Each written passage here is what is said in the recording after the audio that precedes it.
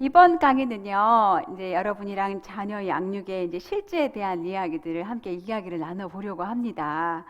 한 연구 기관에서요, 자녀 한 명을 대학을 졸업하는데 이제 얼마나 드는지 이제 이 연구를 이렇게 쭉 하셨더니요, 한 아이에게 드는 양육비가 4억 원을 육박한다는 분석을 내놓으셨어요.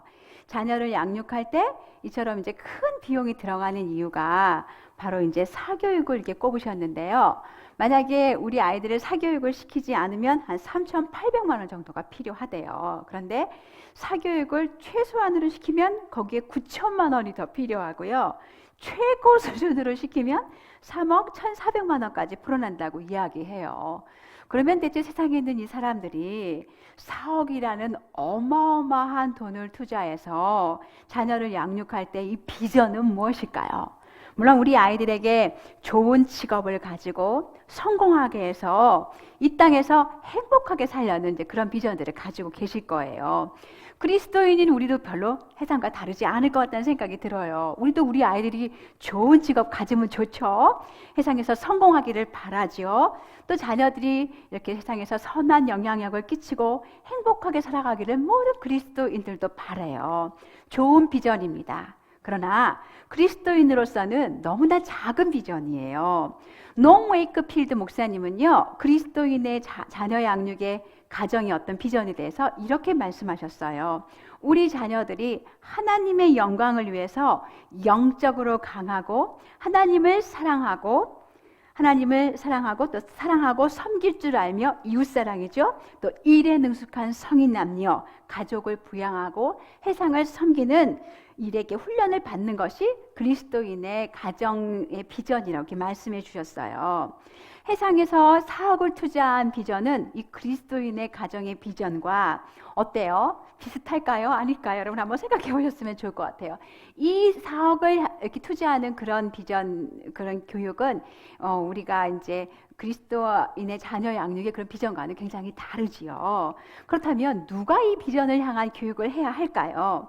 저는 옛날에는요, 이런 자녀 양육에 대한 이런 교육은 특별히 이제 나라도 조금 감당해주고, 그리고 저도 좀 하고, 교회도 이렇게 나눠서 해야 된다고 생각했어요. 나라에서 조금 이제 적당한 시스템을 만들어주고, 교회에서 신앙교육을 많이 감당해주고, 저는 이제 거기 한 구퉁에 남은 포션을 감당하면 되겠다. 이렇게 생각하고 있었어요.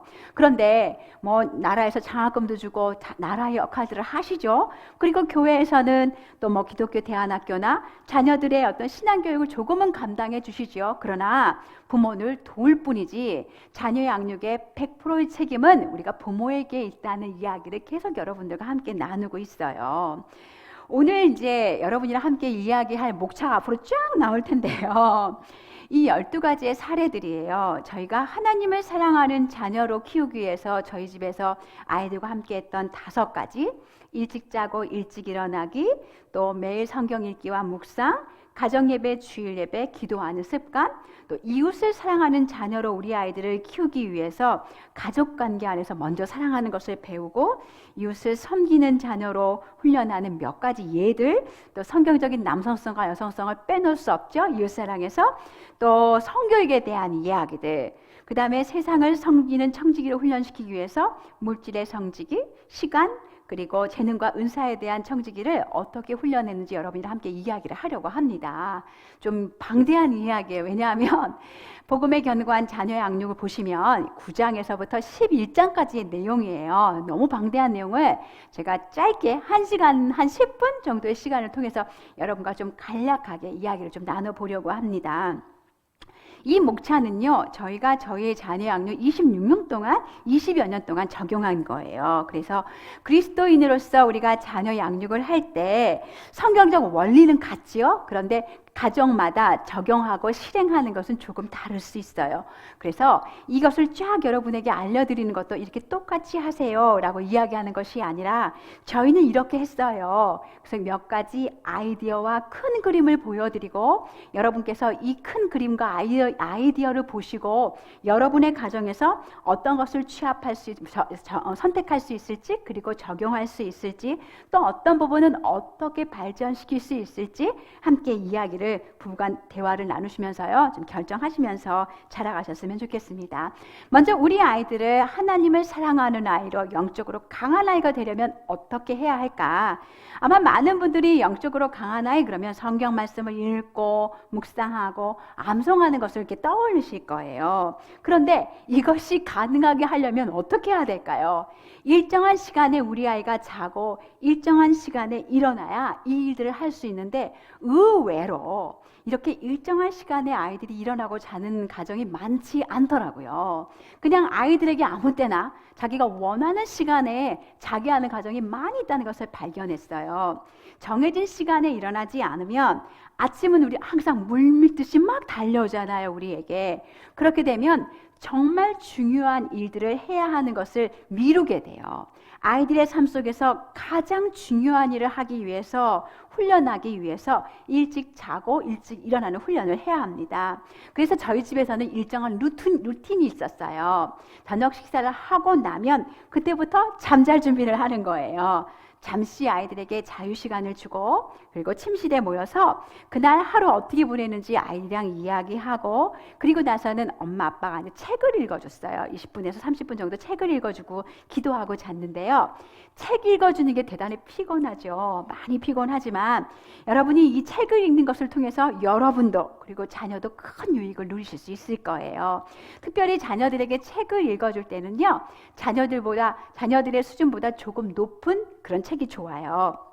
어릴 때는 성경 동화책, 또 뭐 이제 성경을 주로 많이 읽어주지만, 아이들이 자라면 이제 클래식 같은 거, 대부분의 많은 클래식 그런 책들이, 고전들은 대부분 하나님의 어떤 그런 생각의 사고관 안에서 만들어진 게 굉장히 많아요. 톰 소여의 몸, 알프스의 소녀, 하이디, 뭐 이런 책들은 정말 그 안에 하나님을 사랑하는 그런 사람들이 적어놓은 글들이기 때문에 우리 아이들에게 좋은 영향력을 잘 끼칠 수 있어요. 그런 고전들. 또 아이들에게 많이 자라고 나서는 뭐 세계관에 연관된 책들, 그리스도인의 세상 바로 보기, 뭐 이런 책들도 함께 이제 아이들이랑 나눌 수 있겠죠. 우리 집에서는 그럼 대체 아이들 몇 살까지 책을 읽어줬나? 19살 때까지 아이들이 이제 직장을 찾아서 나가기 직전까지 함께같이 책을 읽어줬어요. 물론 이제 읽어주고 그 책을 읽어준 내용을 가지고 토론하고 함께 이야기하는 그런 시간을 가졌죠. 그리고 우리 아이들은요, 아주 어렸을 때, 초등 때는요 8시 30분이면 잠을 잤어요. 중학교 때는 9시, 고등학교 때는 10시 취침을 했는데요, 우리는 일찍 아이들을 재우기 때문에 사실은 아이들을 깨워본 기억이 거의 없어요. 아이들이 그냥 자다가 너무 피곤하고 허리가 아프고 힘들어서 그냥 다 일찍 일어났어요. 그럼에도 불구하고 우리 아이들은요, 수도 없이 우리에게 늦게 잘 것을 요구했어요. 그래서 저희 집에 규칙이 하나 있었는데, 30분 늦춰주는 대신에 일주일 동안 너희가 일정한 시간에 일어날 수 있으면 그렇게 해줄게. 그렇게 하지 않으면 다시 원래대로 돌아가게 했어요. 왜 이렇게 우리 가정에서 아침에 일찍 자고 일찍 일어나는 것을 중요하게 여겼냐면, 사람은 유한한 존재예요. 우리가 늦게 자면 당연히 늦게 일어날 수밖에 없어요. 그래서 우리는 이것을 겸손하게 받아들여야 해요. 하나님을 사랑하는 아이로 여러분이 기초를 놓아주고 싶으시면, 말씀 묵상과 또 성경을 암송하고 하나님을 알아가는 시간을 아이가 확보하기를 원하시면 꼭 일찍 자는 훈련부터 시작을 해야 합니다. 그 다음에는요, 매일 아이들에게 성경을 읽고 묵상하는 훈련을 하는 건데요, 자녀들에게 성경 읽기와 묵상의 습관을 갖게 하는 것은 우리 아이들의 삶의 인생의 최고의 우선순위를 놓게 도와주는 거예요. 우리는요, 우리 아이들이 자라면서 세상의 가치관이 아니라 하나님의 가치관으로 잘 세팅되어지기를 원해요. 그런데 그렇게 되는 것은 저절로 되는 것이 아니에요. 여러분이 그냥 내버려 두잖아요. 그러면 세상의 가치들이 우리 아이들에게 심겨지게 되어 있어요. 예를 들어 우리가 어렸을 때 영어 단어 외울 때 한번 생각해 보세요. 여러분 깜지 많이 만드셨죠? 깜지에 쓰고 또 쓰고 중얼거리고 문장을 만들고 외우면 다시 외우기를 반복하면서 그 단어들이 익혀져 갔어요. 하나님의 말씀도 마찬가지예요. 하나님의 말씀을 읽고 베껴 쓰고 말하고 듣고 외우고 묵상하고 적용하기를 반복하면서 우리 아이들 마음 안에 하나님의 말씀이 새겨지는 거예요.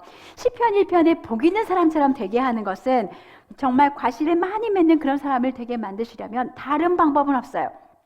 진리의 말씀이 우리 아이들 안에 충성이 거할 수 있도록 여러분이 매일 말씀을 읽고 묵상하고 쓰고 외울 수 있도록 우리 아이들을 도와주셔야 돼요. 이 훈련을 정말 열심히 해야 해요. 우리 아이들 유아 유치 때에는요, 제가 성경을 아침 저녁으로 읽어줬어요. 그런데 이제 둘째 아이가 태어나니까 저도 꾀가 좀 생기잖아요. 피곤하잖아요. 어느 날에는 그냥 이렇게 스킵하고 싶더라고요. 그런데 어김없이 아주 태어날 때부터 계속해서 그 습관을 하고 있었으니까 저희 큰아이가 침대에 딱 올라가면 큰 소리로 불러요. 엄마, 성경 읽어주세요. 이렇게 꼭 이렇게 어김없이 불렀어요. 정말 제가 이렇게 끌려가는 것처럼, 저는 너무 하기 싫은데 이렇게 끌려가는 것처럼 가서 아이들에게 성경을 읽어줬던 그런 기억이 있어요. 아이들이 초등학생이 되어서는요, 이제 우리 아이들에게 어떻게 말씀을 묵상하는지 가르쳐야 되잖아요. 제가 처음에는 어린이 큐티 책을 잠깐 썼어요. 그런데 어린이 큐티 책은요, 굉장히 이제 내용이 좀 빈약해요. 그리고 되게 도덕적이고 율법적으로 흐르고 굉장히 짧기 때문에 사실은 그냥 한두 달 정도로 이렇게 지나가는 과정으로 사용하시고 오랫동안 사용하시기는 사실 저는 추천해 드리지 않아요. 우리 아이 때는 없었는데요. 지금 여러분 때는 너무나 좋은 성경책이 많이 있어요. 특별히 우리 교회 아이들이 묵상할 때 많이 사용하는 책인데요. 컬러 스토리 바이블이라는 책이 있어요. 이 책은 제가 한 번 읽기를 권하지 않고요, 여러 번 읽기를 여러분에게 권해드리고 싶어요. 이 책은요, 저희 교회랑 같은 교단에 있는 서버링 그레이스의 한 교회에 마티 마초스키 목사님이 한국에도 여러 번 오셨죠. 마티 마초스키 목사님이 주일학교 사역을 30년 이상 하셨는데요. 그 사역을 하시면서 우리 자녀들을 위해서 쓰신 책이에요.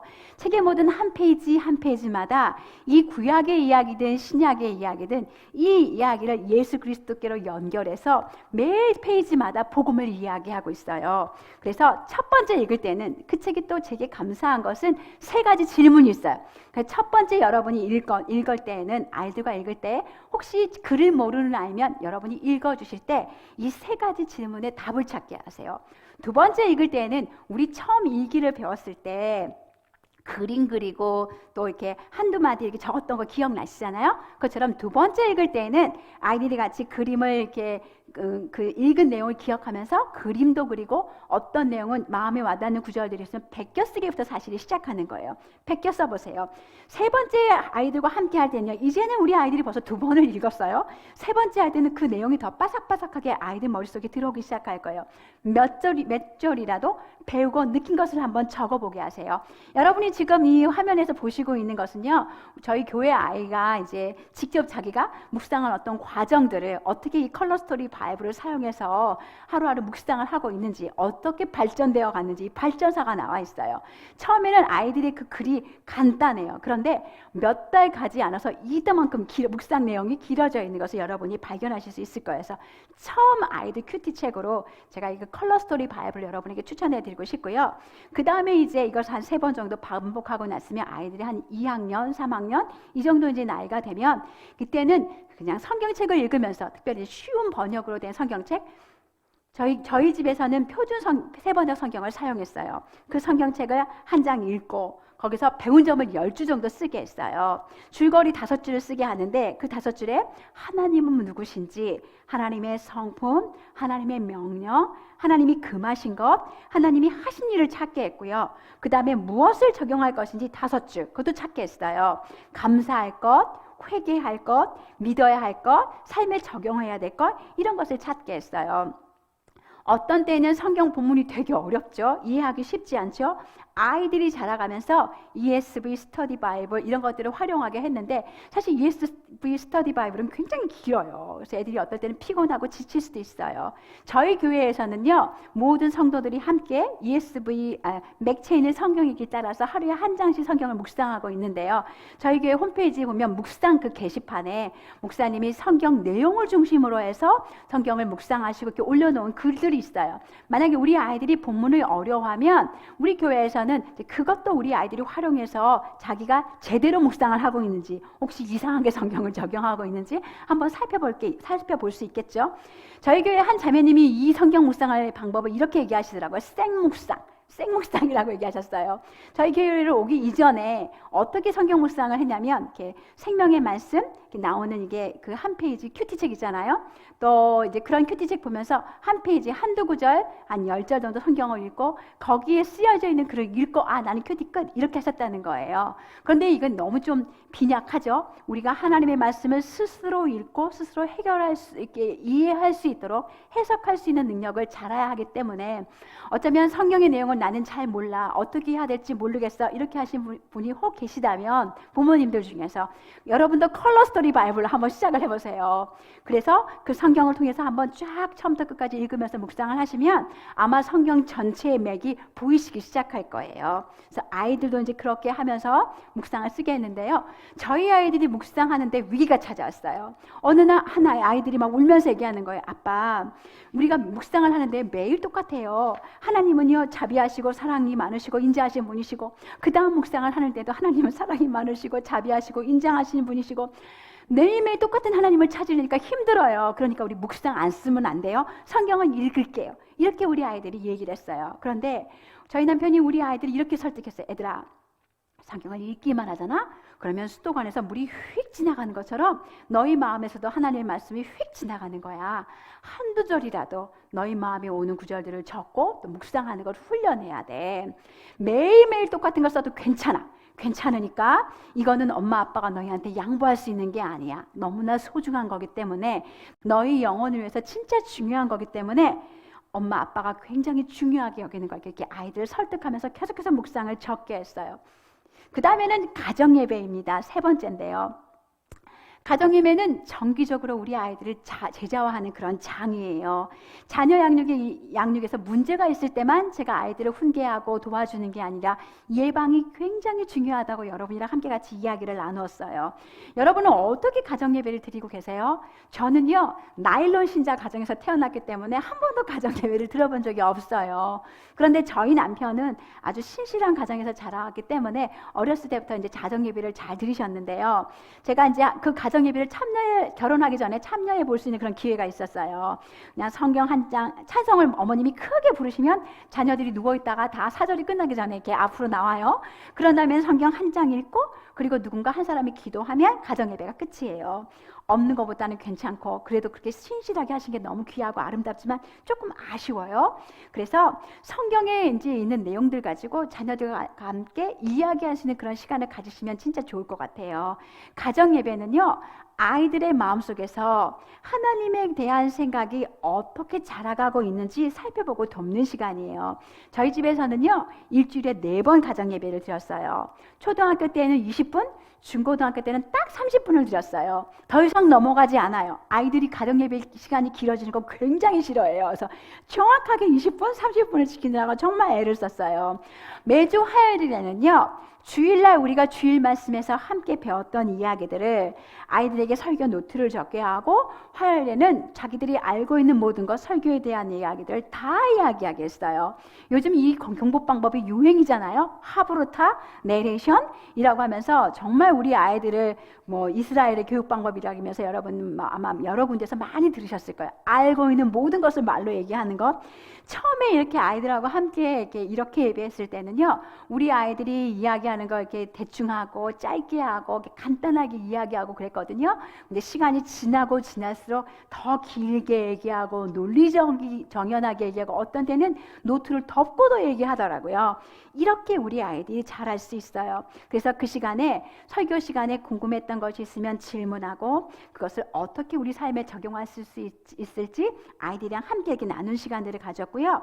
그리고 나서 그 다른 시간들은요. 아침에 우리 가정이 모두 다 동일한 성경 말씀을 읽고 그리고 가정 예배에 와서 나는 그 성경에서 하나님이 어떤 분이신지 어떻게 알았는지 내가 누구인지 무엇을 발견했는지 그리고 그 말씀이 나한테 어떤 의미가 있는지 무엇을 실천할 것인지 같이 이야기를 나눴어요. 물론 아이들이 어렸을 때는요 성경 이야기들을 하나하나 읽어가면서 그 이야기에서 우리가 역할극으로 할 수 있는 건 역할극도 해봤어요. 예를 들어 이삭을 아브라함이 이삭을 바치는 그런 과정이 있으면 우리가 집에서 해봤어요. 애들을 줄넘기로 묶어가지고요 식탁 위에 딱 올려놓고요 남편이 이렇게 시가를 가고 이렇게 막 찌르려고 하면 옆에서 큰아이가 아브라함아 막 이렇게 부르면서 역할극을 했던 그런 경험들도 있어요. 아이들이 너무너무 재밌어 했었죠. 그런데 이렇게 이제 가정 예배 할 때 하면서 이제 여러분에게 가정 예배를 이렇게 추천해 드리면요, 많은 분들이 뭘 갖고 가정 예배를 해요? 하고 말씀하시는 분들이 많이 계세요. 여러분 정말 좋은 가정 예배서가 있어요. 이것도 마티 마투스키 목사님 책인데요. 복음 그 길고도 짧은 이야기, 복음 늘 새로운 옛 이야기, 복음 그 길고도 짧은 이야기는 구약이고요, 늘 새로운 옛 이야기는 신약이에요. 이 책을 여러 번 반복하시면서 여러분 가정 예배를 함께 하시면 좋겠어요. 한 권마다 이렇게 여러분 전체를 반복하시면 한 3년 정도 시간이 필요한데요. 한 2번, 3번 정도 반복하시면서 자녀들과 같이 이제 가정 예배를 하시면요, 저희 교회 형제님들이 이 책을 가지고 자녀들이랑 가정 예배 하시면서 들려주시는 피드백이 뭐냐면요, 아이들을 인도하다가 사실은 형제님들이 성경에 대해서 더 많이 알게 되고 더 기뻐하고 말씀을 누리게 된다는 이야기를 많이 이야기해 주세요. 그래서 여러분에게도 진짜 좋은 가정 예배서를 추천해 드리고 싶어요. 저는 이 책이 없어서 우리 애들이랑 사용하지 못했어요. 여러분이 굉장히 부러워요. 진짜 좋은 책이어서 꼭 활용해 보시면 좋겠습니다. 그리고 아이들이 이제 조금씩 자라기 시작하면서 중학교 때에는 제가 교리책도 함께 같이 읽었어요. 기독교의 기본 진리, 또 기독교의 핵심 진리 12가지, R.C. 스프롤 목사님 책, 이런 책들을 거의 한 2페이지 정도, 어떤 건 서너 페이지 되는 정도니까 그 정도를 함께 아이들이랑 함께 읽고 토론했고요. 고등학교 때는 이제 우리 아이들이요, 영어도 제법 할 줄 알게 되고, 그리고 이제 공부하는 방법도 조금 알게 됐으니까 웨인 그루뎀 교수님이 팟캐스트에 보면 그분이 조직신학을 이렇게 강의하시는 내용들이 쫙 또 올라와 있어요. 그래서 그 조직신학 수업을 하나 듣고 그것을 저에게 15분 동안 발표하도록 시켰어요. 이렇게 수없이 우리 아이들이 듣고 정리하고 자기 입으로 말하면서 자기 것이 되고, 이렇게 공부하는 어떤 습관들이 이제 학습으로도 이렇게 연결이 되더라고요.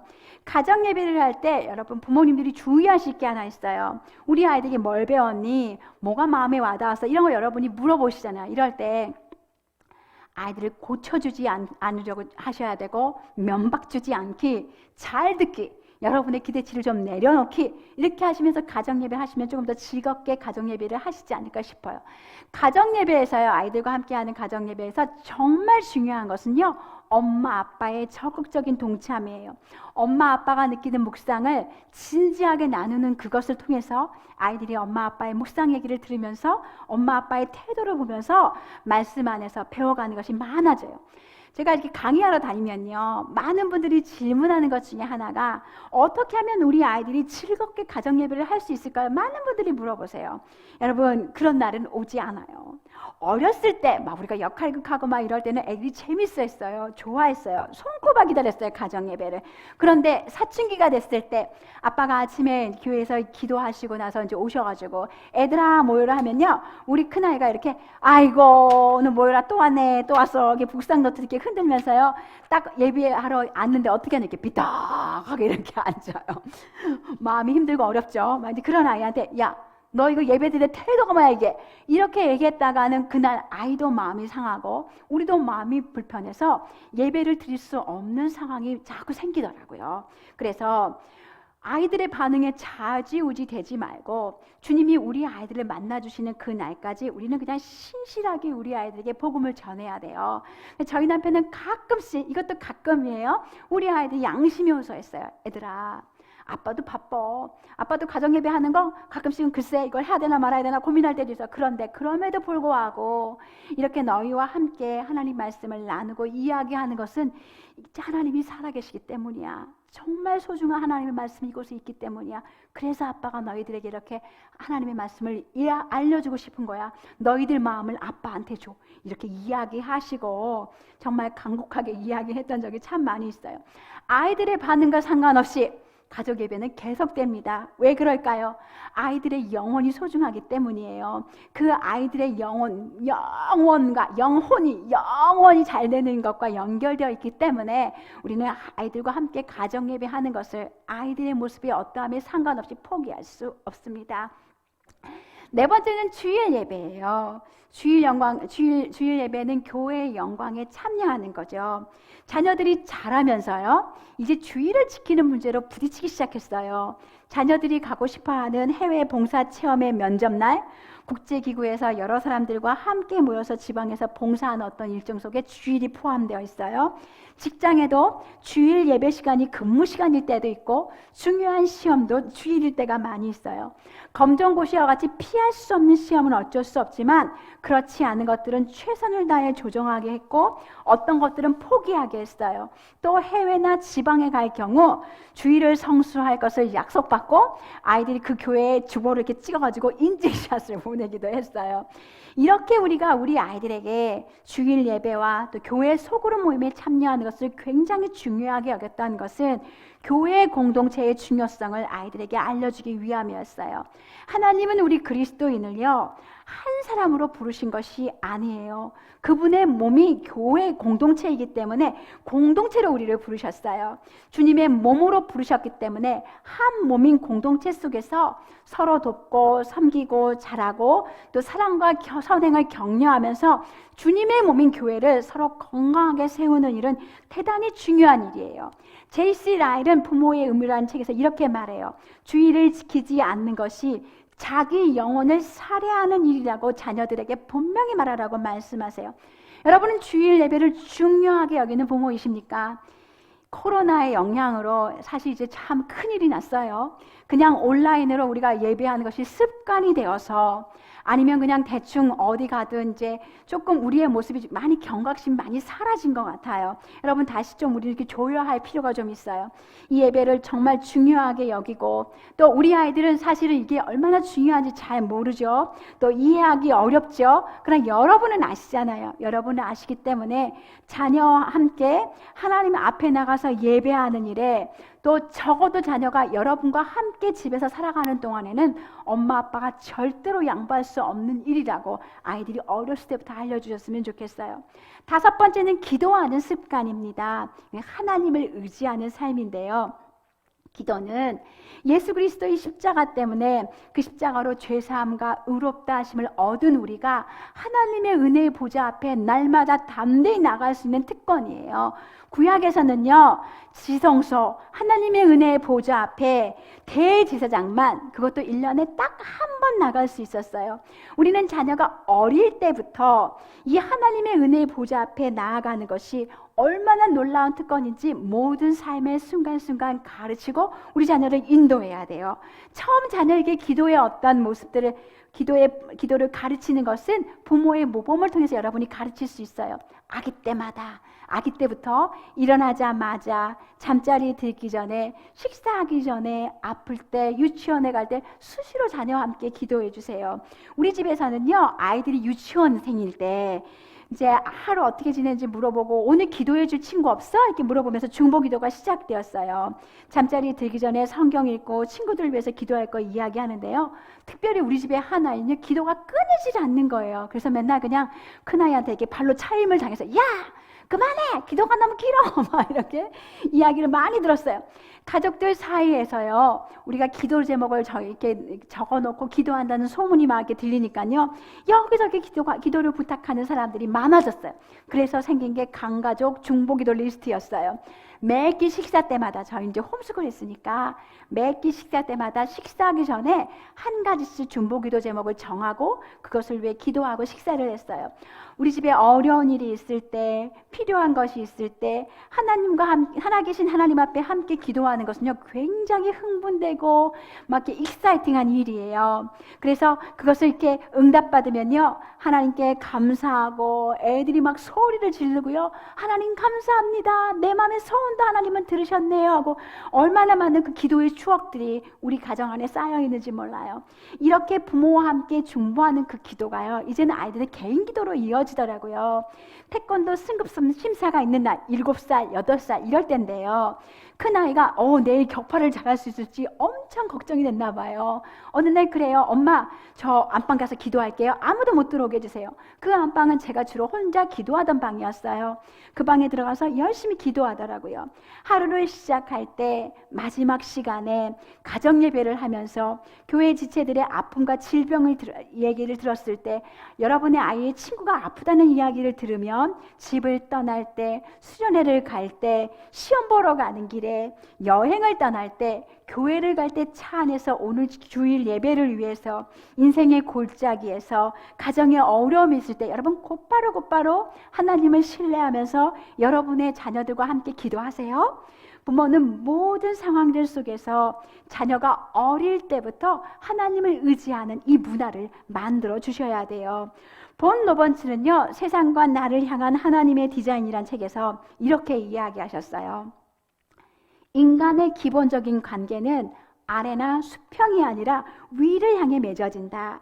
인간은 다른 피조물과는 다르게 하나님과 관계 맺도록 창조되었다.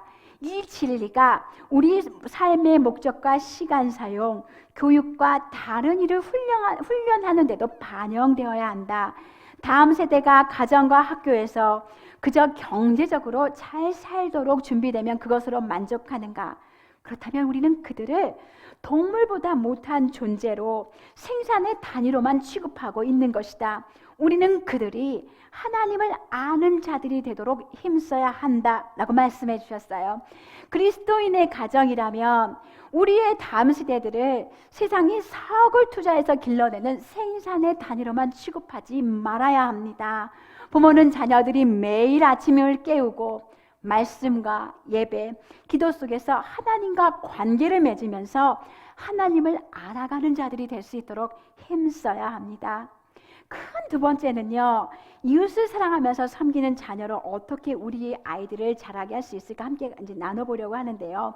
우선적으로 자녀들은 가족관계 안에서 부모를 사랑하고 가족들끼리 용서하고 섬기는 것을 통해서 이웃을 어떻게 사랑하는지를 배워갑니다.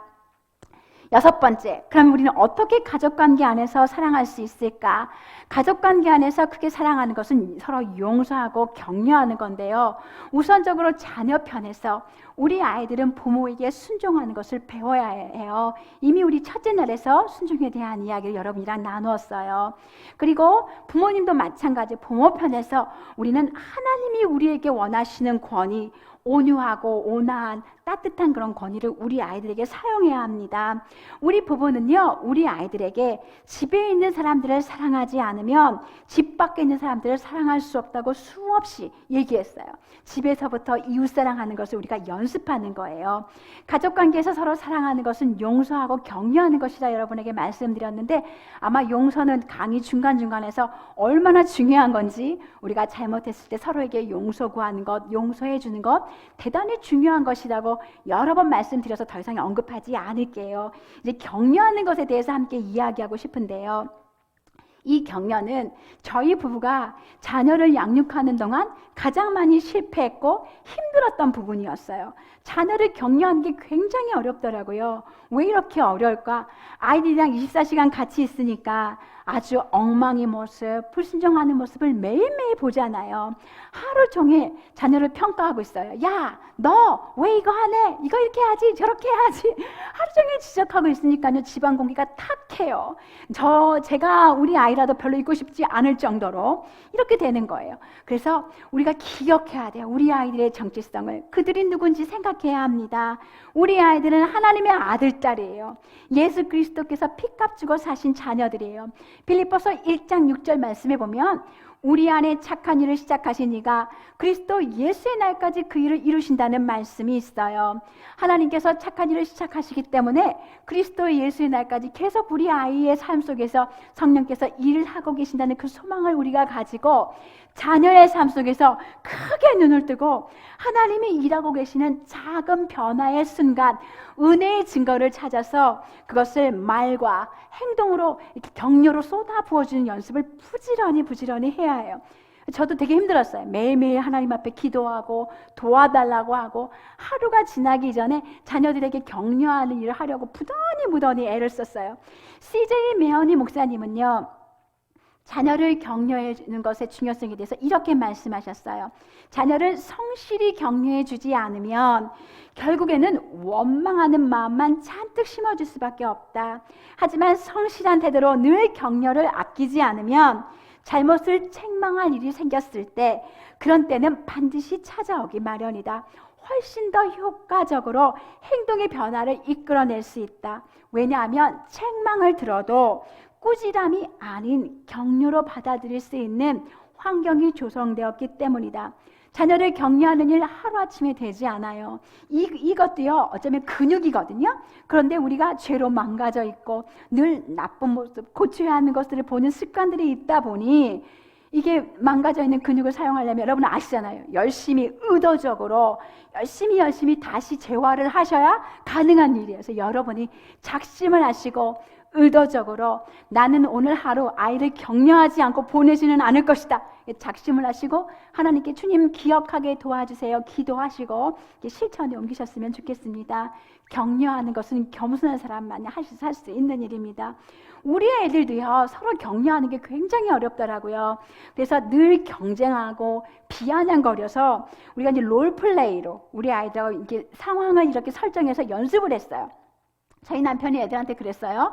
형이 놀다가 팔을 이렇게 부러뜨렸어. 진짜 그런 적이 있었거든요. 부러졌어. 어떻게 하면 형 격려할 수 있을까? 작은 아이가 이렇게 얘기하더라고요. 야, 형 기부산 거 되게 멋있다. 큰 아이한테 질문했어요. 동생이 있잖아. 손가락이 다쳐가지고 피가 철철철철 나. 어떻게 격려할 수 있을까? 큰 아이가 대답해요. 와, 제대로 잘렸네. 우리 아이들 실력이 이래요. 이게 우리 아이들의 격려의 실력이에요. 그리고 나서 우리가 우리 아이들에게 이야기했어요. 왜 이렇게 우리가 격려하는 게 어려운 줄 아니? 너희도 그렇고 엄마 아빠도 그렇고 우리가 죄인이기 때문이야. 우리는 자기밖에 모르고 자기 만족을 최우선으로 알고 있거든. 그래서 예수님이 필요하고 하나님이 도우심이 필요해. 우리가 저희 자녀들에게 이렇게 끊임없이 자꾸 죄인됨, 주님의 필요성, 십자가의 은혜, 복음의 은혜들을 이렇게 나누려고 애쓴 거는요. 이것이 성품 훈련보다 좋은 습관을 아이들에게 가르쳐주는 것보다 훨씬 더 중요하기 때문이에요. 복음은 우리 아이들의 영혼을 구원하잖아요. 영혼까지 잘 되게 하는 거기 때문에 정말 중요한 하나님의 변화를 일으키는 말씀이기 때문에 계속해서 복음을 전하려고 애를 썼어요. 여러분 책에 보면요, 가족 간의 그 친밀감, 사랑을 이렇게 증진시키기 위한 여러 가지 그 이벤트들, 또 이렇게 저희들이 했던 것들이 있어요. 여러분 좀 활용하시면 좋을 것 같아요. 가족의 날, 함께 영화 보고 맛있는 것도 먹고 보드 게임도 하고 거실에 이불 깔고 다 같이 자고 막 이렇게 재밌게 보냈던 날들, 가족 휴가를 어떻게 활용하는지, 또 남자들끼리만, 저희 집은 남자들 날도 있었어요. 또 자녀들과 1대1 데이트, 생일 축하, 뭐 이런 가족 간의 어떤 이벤트들은 여러분 책을 보시고 좀 활용해 보셨으면 좋겠습니다. 다음에 이제 이웃을 섬기는 자녀를 계속해서 훈련해 가는데 7번째인데요. 섬김, 이웃을 섬기는 것을 어떻게 아이들에게 훈련할 수 있을까? 우리 아이들은요, 섬기는 거 싫어해요. 귀찮아하죠. 이기적이기 때문에 작은 일도 싫어해요. 그래서 훈련해야 돼요. 작은 섬김이 모이고 모여서 우리 아이들이 섬겨봐야 섬김의 기쁨을 알 수 있기 때문이에요. 섬김의 시작은 어떻게 훈련할 수 있을까? 집안일에서부터 여러분이 할 수 있어요.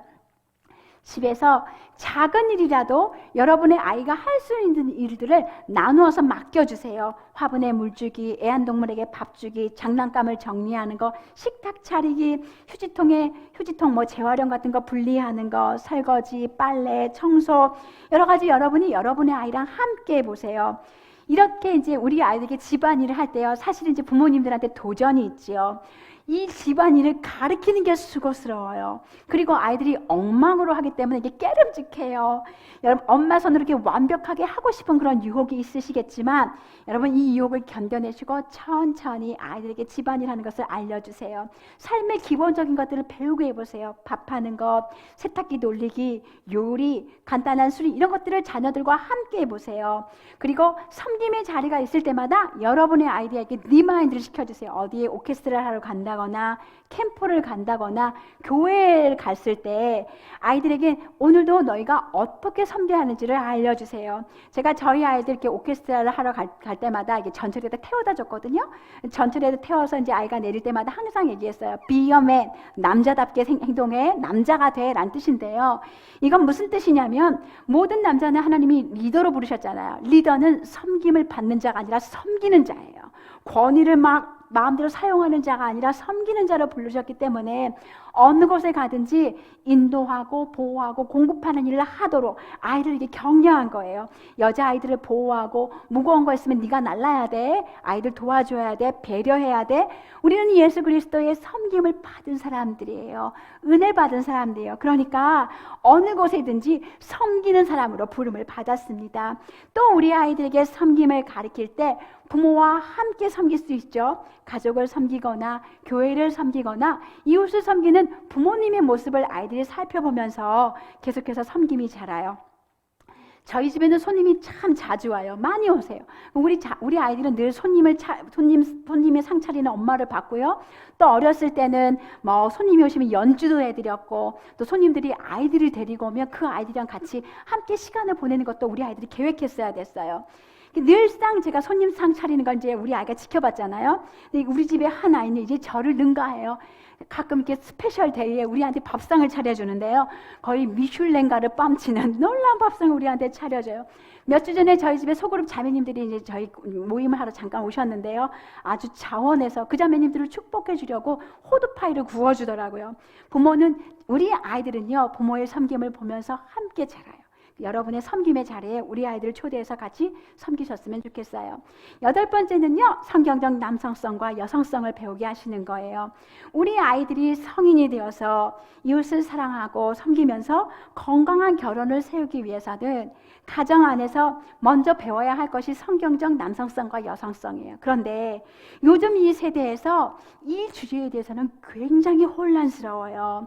남자와 여자는요, 하나님이 하나님의 형상대로 만드셨고 사람들이 그 고대에 얼마나 여자를 천하게 여겼어요. 그런데 훨씬 처음 하나님이 만드셨을 때부터 남자와 여자는 가치와 존엄성에서 조금 더 다르지 않다고 성경은 이야기하고 있어요. 고대에 이렇게 여자를 현시 여겼던 모든 것들은 하나님의 말씀은 처음부터 그건 죄라는 것을 말씀하고 있는 거죠. 그럼에도 불구하고 가정에서 남자와 역할에는 차이가 있어요. 위계 질서가 있고 가정의 머리는 아버지고요. 엄마는 돕는 배필의 역할을 하시는 거예요. 성경이 말하는 남성성은요, 그리스도께서 교회를 사랑하듯 남편이 아내를 사랑하고 영적이나 육적으로 가정을 공급하고 영적이나 육적으로 가정을 인도하고 영적이나 육적으로 가정을 보호하는 그런 역할을 하는 거예요. 그런데 이것이 죄로 망가졌어요. 요즘 시대에 많은 부패한 남성성은 온유와 섬김의 권위로 가정을 섬기는 것이 아니라 폭력적으로, 어떨 때는 거치게, 아니면 정반대로 소극적으로 자신의 책임을 무시하고 가정에서 역할들을 감당하지 않고 일이나 자기 삶의 어떤 동굴로 도망가고 회피하죠. 성경적 여성성은 이렇습니다.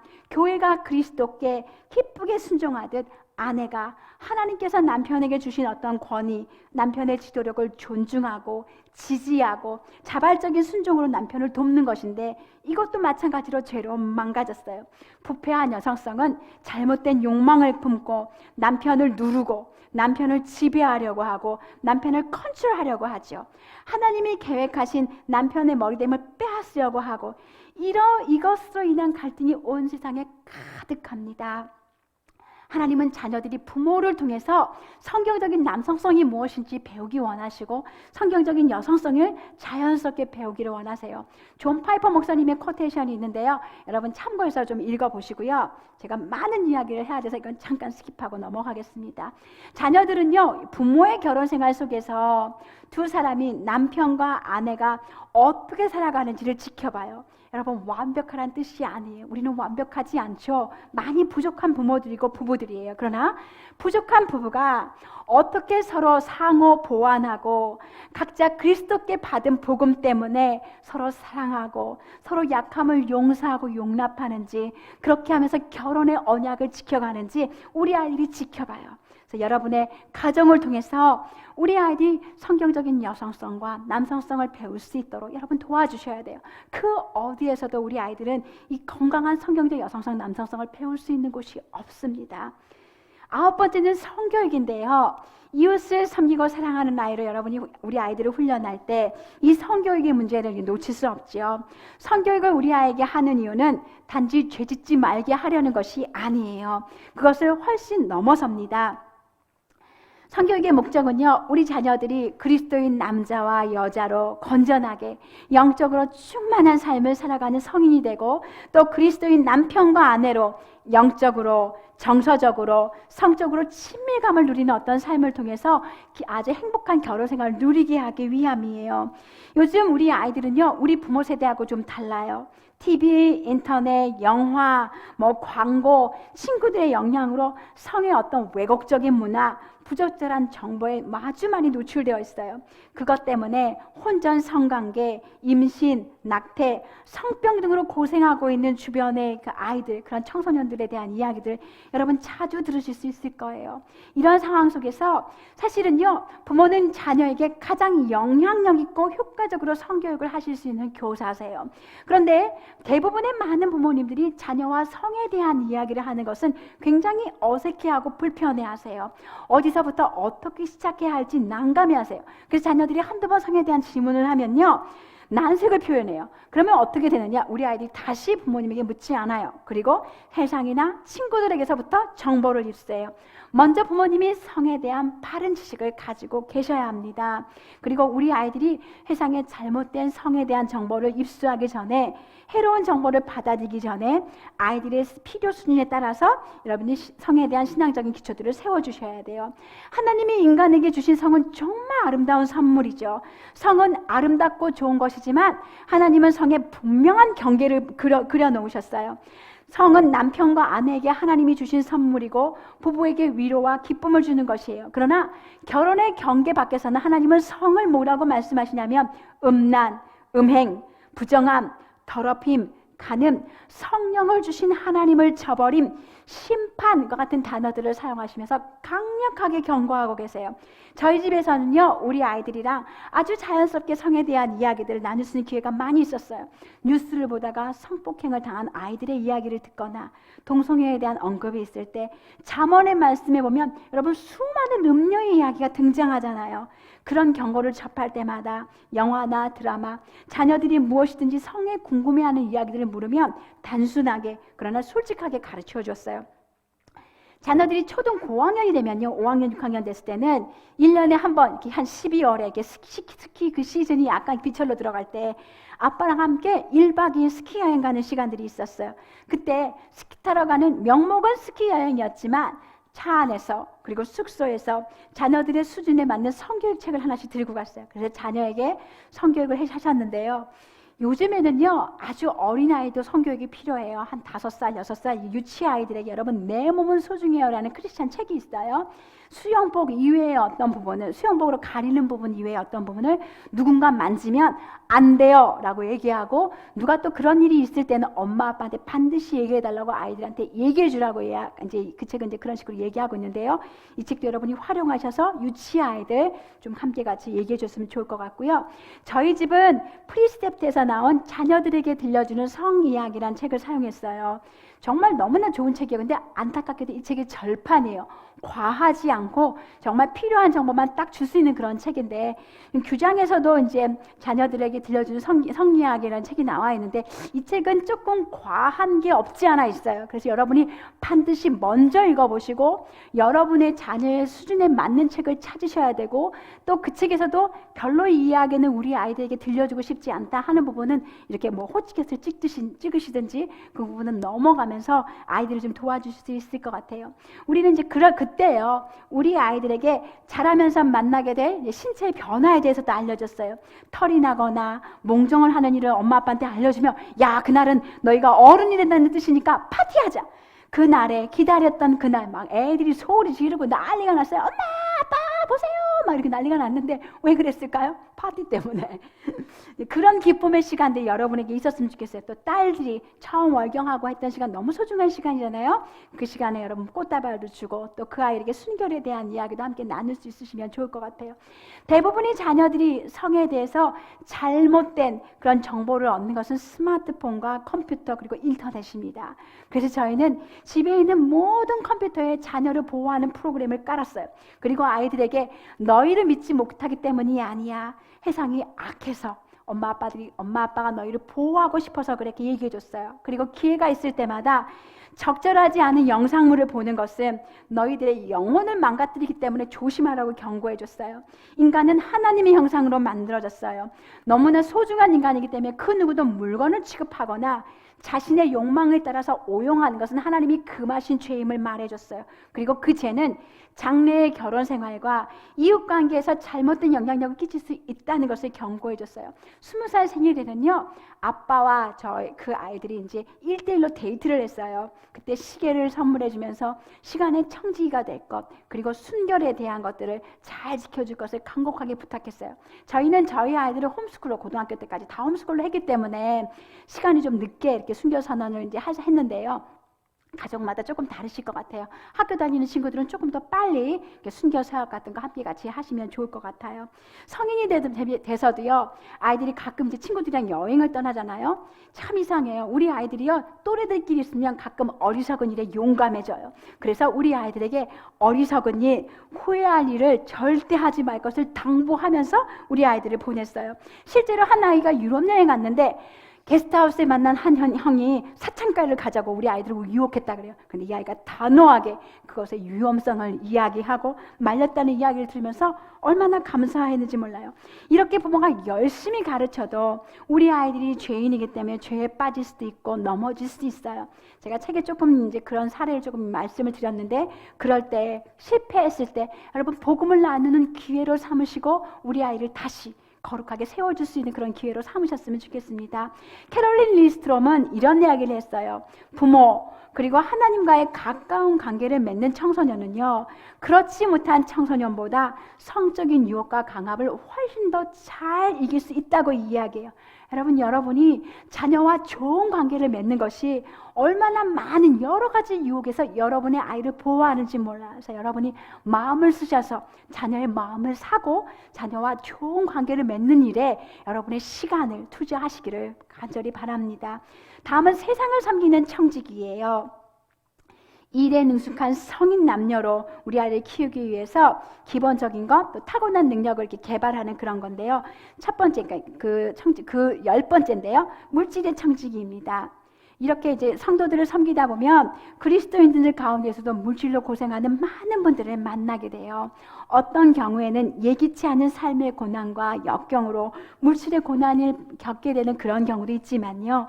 어떤 때는 재물에 대한 원칙이 없이 잘 관리하지 못해서 어려움을 당하는 케이스들을 많이 만나요. 여러분, 돈은요, 하나님이 우리에게 주신 선물이에요. 그런데 이것을 잘못 사용하면 굉장히 고통스러워요. 하나님은요, 우리가 돈을 지혜롭게 사용하고 또 그 물질을 이용해서 이웃을 축복하고 하나님이 의도하신 풍성한 생명을 누리기를 원하세요.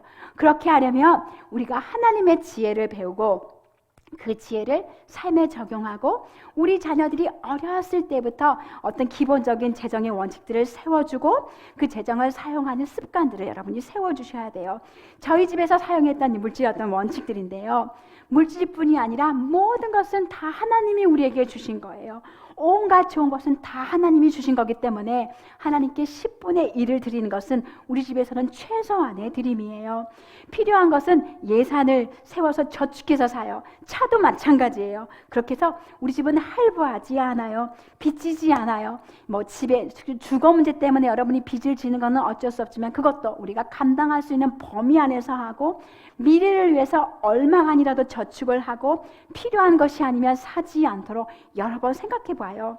그리고 주신 범위 안에서 감사하게 살아가는 게 정말 우리가 별표 쳐야 되는 거 굉장히 중요한 거예요. 하나님이 주신 범위 안에서 감사함으로 살고, 특별히 여기엔 저희는 저희 아이들의 교육비도 포함되어 있어요. 우리 아이의 교육도 하나님이 우리에게 주신 범위 안에서 우리는 함께 해요. 이것도 범위 안에서 함께 하는 것을 훈련하면서 얼마나 많은 유익을 누렸는지 몰라요. 저희가 미국에 갔을 때 그때는 저희가 수입이 하나도 없었어요. 저희가 이제 퇴직하고 받은 그 돈으로 생활을 하고 있었는데요.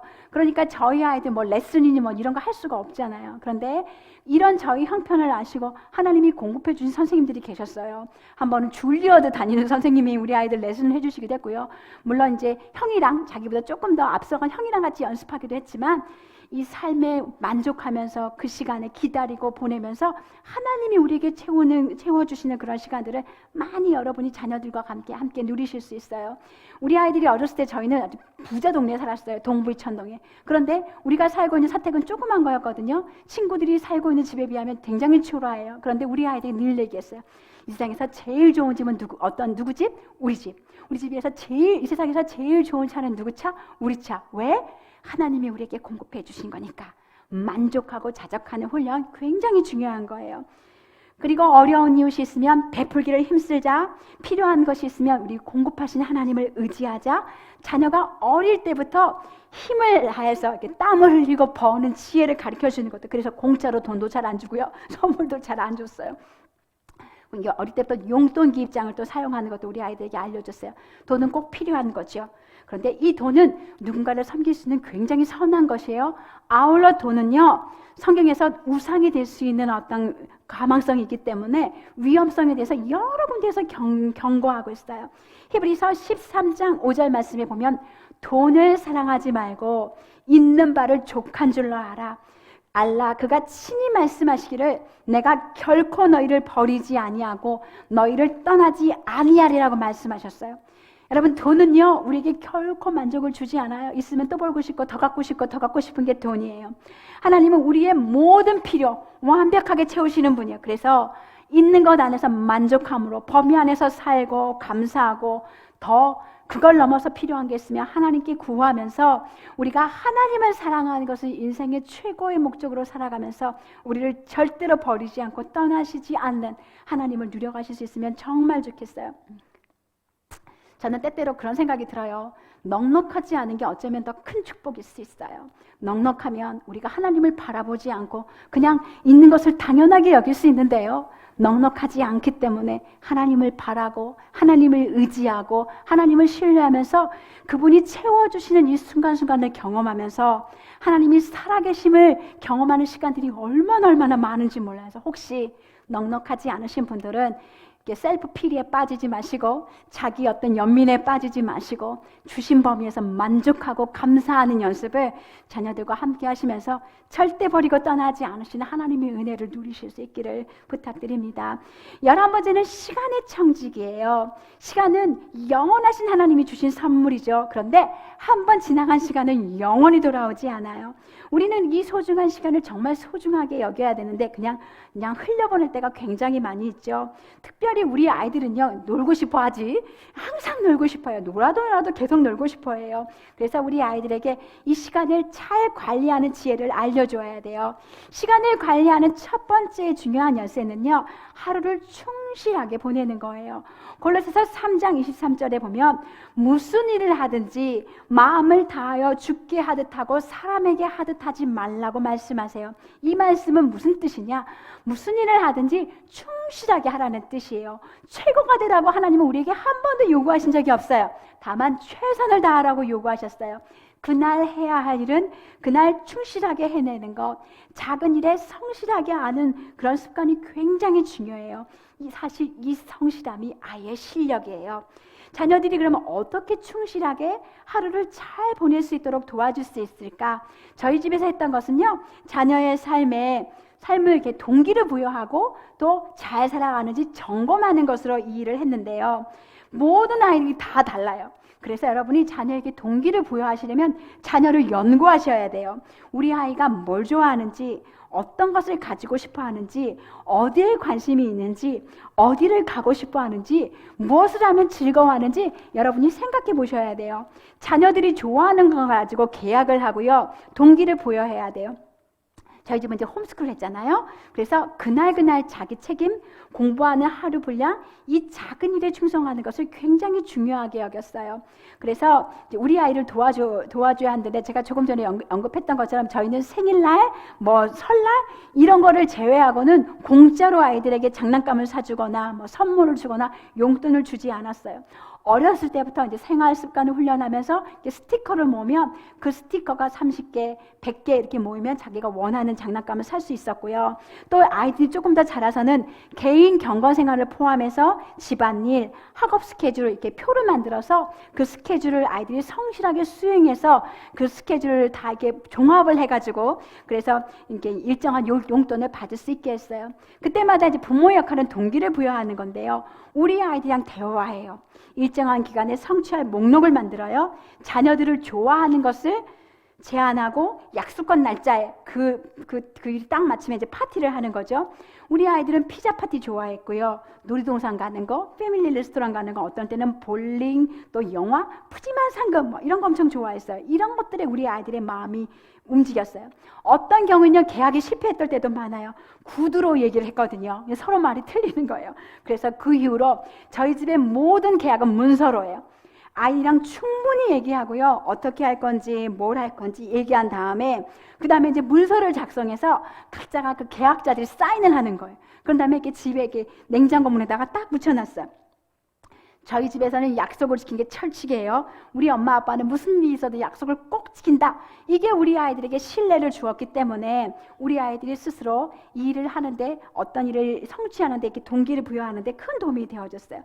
부모님이 이 동기부여를 하실 때, 또 아이들과 점검을 하실 때 조심해야 될 것이 하나 있어요.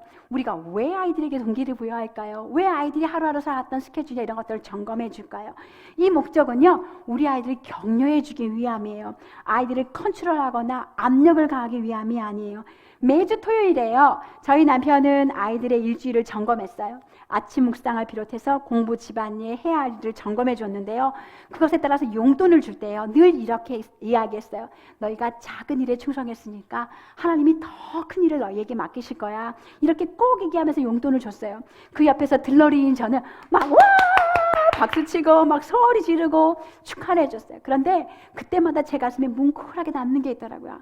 기도하는 마음으로 하나님, 정말 이 아이들이 작은 일에 충성하는 것들을 배워서 하나님께서 나중에 더 큰 일을 이 아이들에게 맡기실 것을 소망합니다. 주님 그날을 바랍니다. 막 이런 마음이 제 마음 안에 이렇게 뭉클뭉클하게 자주 이제 그런 일들이 있었어요. 때로는요, 우리 아이들이 정해진 분량을 잘 못하죠. 그럼 벌금도 받아요. 그런데 그 벌금을 받을 때 우리 남편은요, 야, 니네 왜 이번 주에 네가 밖에 못했어? 이렇게 이야기하지 않으셨어요. 와, 아빠 돈 벌었다. 너무 좋다. 이렇게 막 너스레를 이렇게 막 떨었어요. 바쁜 아빠의 시간 속에서도 이렇게 점검을 하는 일들을 양보하지 않았던 것은요, 우선순위가 얼마나 중요한지 우선순위를 두고 했던 것은 심는 대로 거두는 원리를 우리 아이들에게 가르치고 모든 일을 주께 하듯 해야 한다는 것, 삶을 하루하루 성실하게 살아간다는 것을 자녀들에게 가르치기 위함이었어요. 이 점검이 굉장히 중요해요. 여러분이 성실하게 점검해 주시면 우리 아이들도 성실하게 살아가는 어떤 일이 이렇게 습관으로 자리 잡게 되어서 쉽지 않으시지만 이렇게 아이들에게 동기부여하고 점검하는 일 이렇게 응원해 드립니다.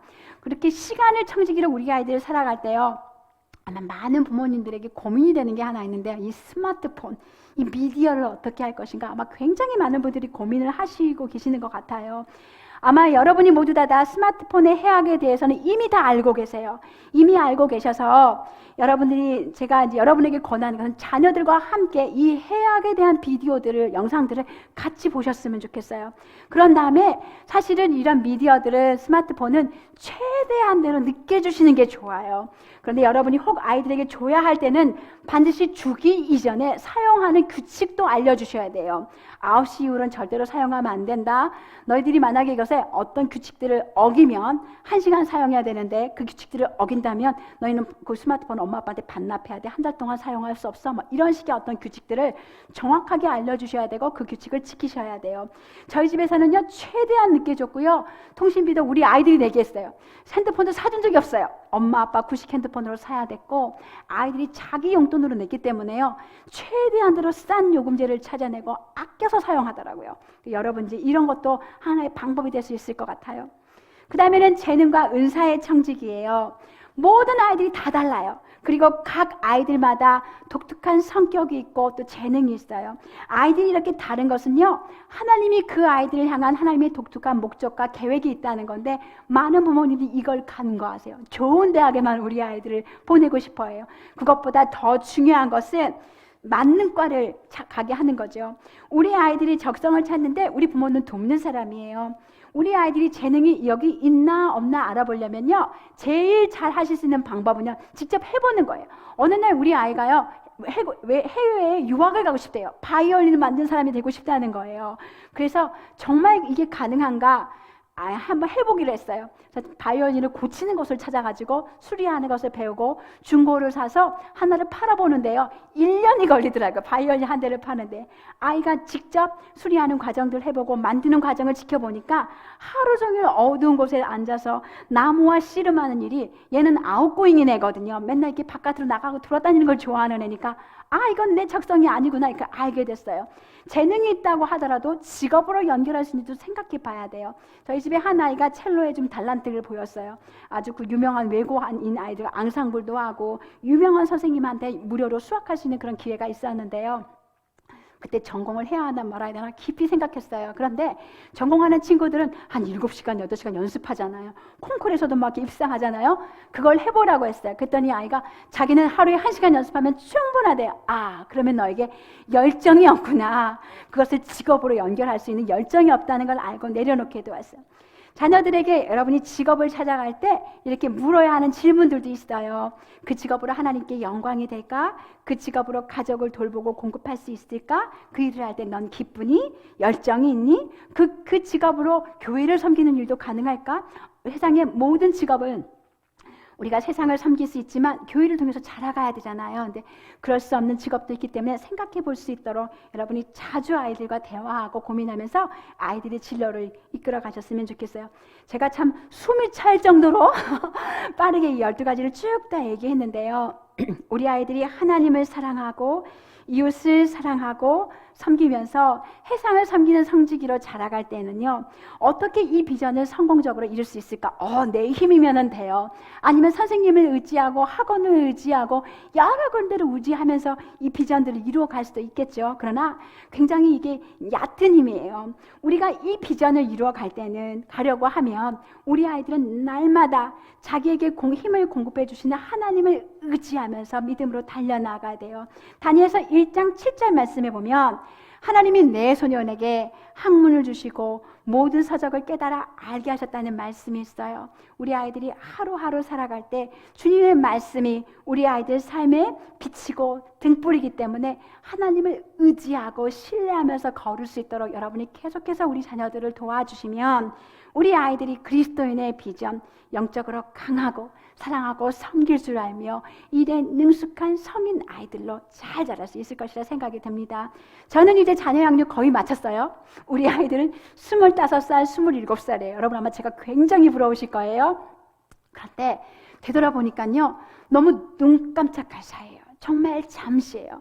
아마 이런 말이 믿어지지 않겠지만 아이들이 금방 자라요. 그래서 여러분에게 아이들을 주신 이 시간 동안 이 시간을 소중히 여기고 이 시간 속에서 여러분이 하나님께 감사하시면서 이 시간을 누렸으면 좋겠어요. 디도서 2장에 있는 말씀을 보면요, 모든 사람을 구원하시는 하나님의 은혜가 나타나 우리를 양육한다는 말씀이 있어요. 저희가 계속해서 여러분에게 또 얘기하고 또 얘기하지만 저희가 자녀를 양육하는 모든 그 시간 동안 하나님의 은혜는 엄청났어요. 정말 부족한 저희들을 하나님이 그 은혜로 이 자녀 양육들을 잘 감당할 수 있도록, 물론 여전히 지금도 또 지켜봐야 되고 저희 아이들 위해 기도하면서 믿음으로 가야 하지만 너무 말로 다 할 수 없는 은혜를 부어주셨어요. 그 은혜를 여러분에게도 부어주시리라 생각해요. 복음의 견고한 자녀 양육, 복음의 소망이 있으니까 그 소망을 붙드시고 계속해서 우리 자녀들에게 복음을 전하시고 여러분도 복음을 누리시면서 은혜 안에서 행복한 자녀 양육 하시기를 축복해 드립니다.